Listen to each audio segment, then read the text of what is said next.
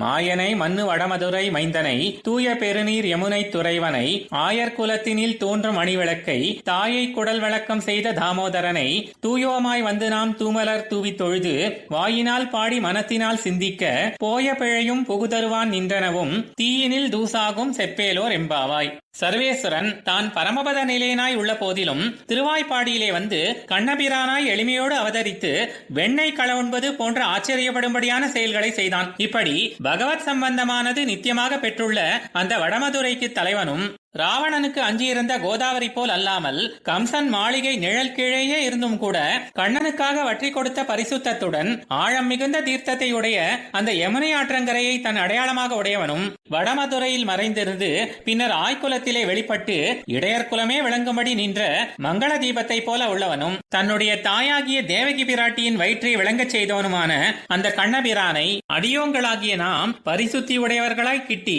நல்ல மலர்களை தூவி வணங்கி வாயார பாடி நெஞ்சார தியானித்து இப்படி மனம் மொழி மெய் என்கிற 3 கரணங்களாலும் தொழுதிட சேஷசேஷி பாவ ஞானம் உண்டாவதற்கு முன், அதாவது எம்பெருமானை அடிபணிவதற்கு முன் செய்யப்பட்ட பாவங்களும் பின்னர் பிரகிருதி வாசனையினாலே தன்னை அறியாமல் வரக்கூடிய பாவங்களும் நெருப்பில் இட்ட பஞ்சு போல உருமாய்ந்து போகும். ஆதலினால் அந்த எம்பெருமானுடைய திருநாமங்களை விரைவாக சொல்வோமாக என்று கூறுகிறாள்.